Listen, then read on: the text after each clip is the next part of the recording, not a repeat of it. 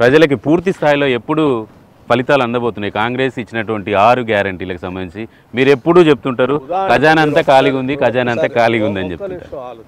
ప్రజాప్రభుత్వం వచ్చిన దగ్గర నుంచి మేము ఇచ్చిన ప్రతి హామీని ఒకదాని తర్వాత ఒకటి చేసుకుంటూ పోతూనే ఉన్నాం.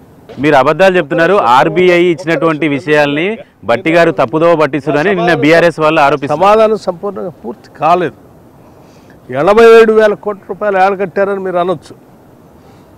ఉదాహరణకి 66,000 కోట్ల రూపాయలు గత ప్రభుత్వాలు చేసిన అప్పు సంబంధించిన ప్రిన్సిపల్ అమౌంట్ ఇంట్రెస్ట్ కలిపి 66,000 కోట్ల రూపాయలు కట్టి, ఇది మేమేదో అబద్ధం చెప్పేది, ఇది ఆర్బీఐ ద్వారా పోయింది, డిడక్ట్ అయిపోయింది, ఆ బ్యాంకులకు పోయింది. 66,000 పోయింది కదా, ఆ లెక్క ఉంది కదా.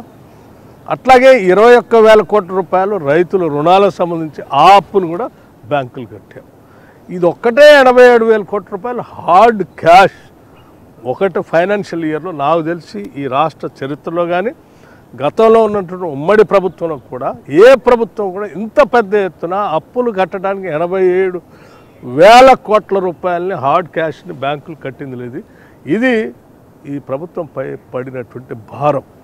వారు చేసినటువంటి అప్పుల కుంపటి వల్ల రాష్ట్ర ప్రజల ప్రయోజనం పొందలేకుండా పోయారు. అయినా కానీ అటువంటి ఇబ్బందిని తట్టుకుంటూనే మేము ఇచ్చినటువంటి హామీలు చేస్తూ మళ్ళీ డెవలప్మెంట్ కూడా ఏడా నష్టపోకూడదు అనేటువంటి ఆలోచనతో హైదరాబాద్ నగరానికి 10,000 కోట్లు, వరంగల్ నగరానికి 6,500 కోట్ల రూపాయలు, మిగతా గ్రామీణ ప్రాంతాలకు సంబంధించినటువంటి పిఆర్ రోడ్లు, ఆర్ఎన్బి రోడ్లు, అట్లాగే హాస్టల్స్ సంబంధించి సంక్షేమం దెబ్బకూడదు అనేటువంటి ఆలోచనతో young India integrated residential schools అని చెప్పి దానికి 5,000 కోట్ల రూపాయలు, విద్యార్థులు చదువుకోవడానికి భవిష్యత్తులో మంచి ఉద్యోగాలు పొందడానికి కావాల్సిన స్కిల్ యూనివర్సిటీ సంబంధించి దాన్ని మళ్ళీ ఇంటర్నేషనల్ స్టాండర్డ్లో ఉండేటట్టుగా స్పోర్ట్స్ యూనివర్సిటీ, అట్లాగే ప్రతి యూనివర్సిటీస్ కావాల్సిన విధంగా కావాల్సిన ప్లానింగ్ ద్వారా క్యాపిటల్ ఇన్వెస్ట్మెంట్ డబ్బులు, ఉద్యోగస్తులు రిక్రూట్మెంటు, డిఎస్సి రిక్రూట్మెంటు, ఇవన్నీ చేసుకుంటూ వ్యవసాయ రంగం అభివృద్ధి చెందడానికి కావాల్సిన ఇరిగేషన్ ప్రాజెక్టులకు సంబంధించిన డబ్బులు కూడా ఆగకూడదని దానికో 10,000 కోట్లు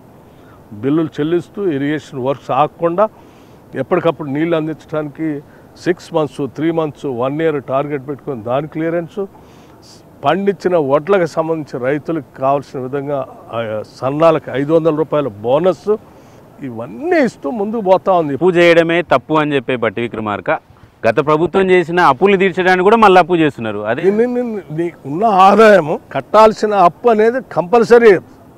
నువ్వు కట్టినా కట్టకపోయినా మనకు వచ్చేటటువంటి ఈ రాష్ట్ర ప్రభుత్వానికి వచ్చే ఆదాయ వనరులన్నీ కూడా బ్యాంక్ అకౌంట్కి వచ్చినప్పుడు ఆటోమేటిక్గా ఆర్బీఐ డిడక్ట్ చేసుకొని వెళ్ళిపోతూనే ఉంటుంది.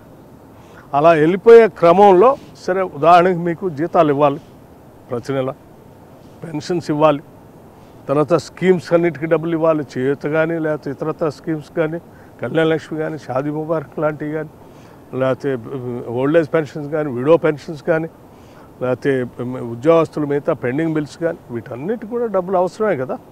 సో అవసరమైన క్రమంలో వాటికి చేస్తూనే ఈ అప్పులు కట్టకపోతే ఇది ఎన్పిఏగా మారిపోతుంది. అప్పు చేయటం తప్పు అని నేను అంటున్నా, కానీ ఆ చేసిన అప్పు ఒక క్రమబద్ధీకరణలో రాష్ట్ర ఆర్థిక పరిస్థితిని పెంచడానికి లేకపోతే తద్వారా ఆదాయ మార్గాలు పెరగడానికి చేసుంటే తప్పేం లేదు. కానీ వారు చేసిన అప్పు ద్వారా వాళ్ళు సృష్టించింది ఏంది, ఒక కాళేశ్వరం ప్రాజెక్టు సృష్టించామని చెప్తా ఉన్నారు. సార్ ఇంత బాగా చెప్పే బట్టి ఇచ్చారనుకో, ఒక నిమిషం ఇస్తే పూర్తిగా ఇచ్చారనుకో, ఆ డబ్బంతా మేము తీసుకొని ఈ సంవత్సరం మేము అధికారంలో ఉన్న కాలం దాన్ని విచ్చలవిడిగా మా ఇష్టం వచ్చినట్టు ఖర్చు పెట్టేసి ఈ రాష్ట్రం వదిలేస్తే ఆ తర్వాత వచ్చే ప్రభుత్వాలు ఏం చేయాలా, ప్రజలు ఎటుపోవాలా, ఆ తర్వాత ఆదాయం ఏది, అప్పుడేం కావాలి వాళ్ళు, తప్పు కదా. ఇంత బాగా చెప్పారు కదా, ఔటర్ రింగ్ రోడ్డుకి సంబంధించినటువంటి అమ్మేశారు మేము ఔటర్ రింగ్ రోడ్ వేసాని, దాని మీద మీరు సిఎల్పి లీడర్గా ఉన్నప్పుడు మీరు పిసిసి చీఫ్గా ఉన్న రేవంత్ రెడ్డి ఇద్దరు కూడా మా ప్రభుత్వం అధికారంలోకి రాగానే వెంటనే దాని టెండర్ని రద్దు చేస్తాం, మేము విచారణ చేస్తామని చెప్పారు. వచ్చే ఏడాది అయింది, అసలు దాని గురించే మాట్లాడలేదు. మీరు చాలా పొరపాటు పడుతున్నారు, దాని గురించి మాట్లాడలేదు. దానికి సంబంధించిన సమగ్రమైనటువంటి సమాచారం తీసుకొచ్చి లీగల్గా దాన్ని ఏం చేయాలో వాటన్నిటిని పరిశీలన చేస్తున్నాం. నువ్వు రాగానే దాన్ని క్యాన్సిల్ చేసో లేదా ఇంకేదో చేద్దామనంటే అతను కోర్టుకు వెళ్ళి దాన్ని ఏం చేస్తాడో తెలియదు. ఆ లీగల్ ఎక్స్పర్ట్స్తో అందరితో మొత్తం వాస్తవాలన్నీ తీసుకున్న తర్వాత చర్యలు తీసుకోకపోతే అటు ఇటు కాకుండా అయిపోతుంది. అంటే ప్రతిపక్షంలో ఉన్నప్పుడు ఈ లీగల్ ఒపీనియన్ తీసుకోవాలని ఇవన్నీ ఉంటాయి అని తెలియదా సార్? తెలుసు కాబట్టే చేస్తున్నాం. తెలియకపోతే రాగానే ఆడ బోర్డు పెట్టేసి ఆపేసేయండి అని చెప్పేసాడు. మాకు చట్టం మీద, ప్రభుత్వాల మీద, వ్యవస్థల మీద నమ్మకం ఉంది కాబట్టి, దాని ప్రజాస్వామ్యతంగా ఎన్నికైన గవర్నమెంట్ కాబట్టి వీ డూ ఎవ్రీథింగ్ లీగల్.